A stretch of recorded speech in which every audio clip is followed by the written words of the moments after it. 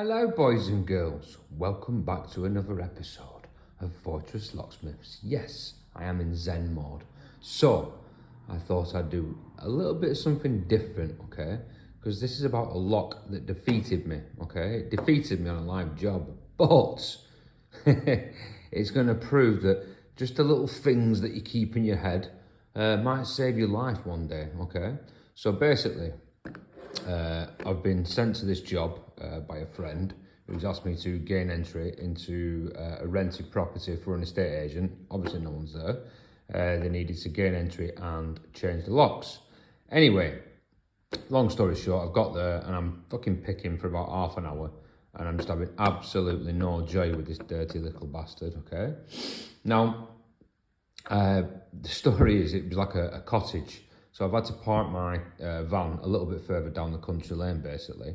So anyway, it was like 9 o'clock at night. Anyway, I'm stood there picking this lock, or trying to pick it. And a guy comes out, was like, "What the fuck are you doing?" I said, "I'm the locksmith." He's like, "No, you're not. No, you're not."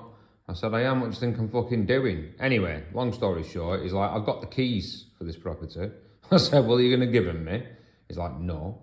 Anyway, long story short, I've said to him, basically, if I can tell you what this lock is, are you going to give me the key so I can change the fucking lock? He's like, "How are you going to tell me what this lock is?" And it was only, I've never come across one of these before, ever. All right? And it was only because I remember watching one of GJ's earliest videos, one of his decoders basically, that I remember about this lock. So 5 gauge, hard plate across the top, black. The key factor is that you cannot turn in the locking direction. And straight away, I know that is a Walsall 2004, okay? So I've said to the guy, "I'll tell you what, you open the door, I'll stand back, and if it says down the faceplate, Walsall, British Standard 2004, are you going to give me the key?" And he said, "Yeah, of course I am." And what happens? He opens the door, it's a Walsall 2004. So it just shows these little things that you keep in your fucking mind, they will help you. Now, these are mucky little locks, let me tell you. Obviously, I've had it back to the office, and obviously, I have picked it. And ironically, I've got another Walsall here. Looks identical, but it's not. So this is the earlier version. Now, the levers look pretty much the same, yes.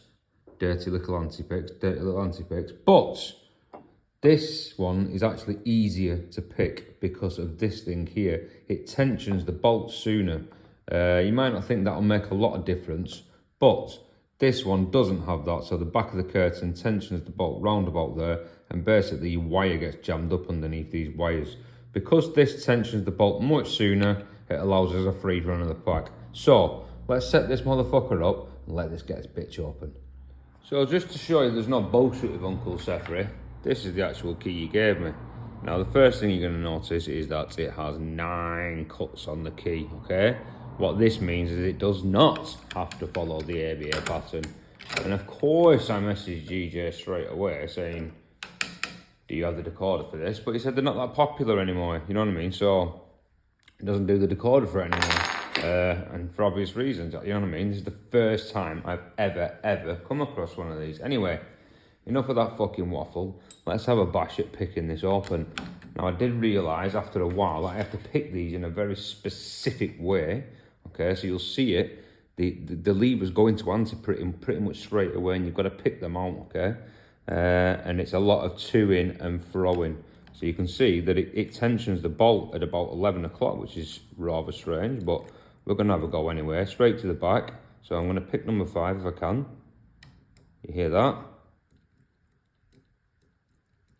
Okay. And then what I'm going to do is just nudge. You're like, number 1's bound. Listen to this. Yeah? And it's still an anti-pick. I've got to ease off. Come on. There you go. Now I've got it. Okay? And then just basically fight my way through the lock, looking for the little clicks. 1 mil at a time. 1 mil at a time. Patience, that's a nice click. Patience. Oh yes. No wonder I couldn't pick this on the job. I think I was there. Oh, fucking hell.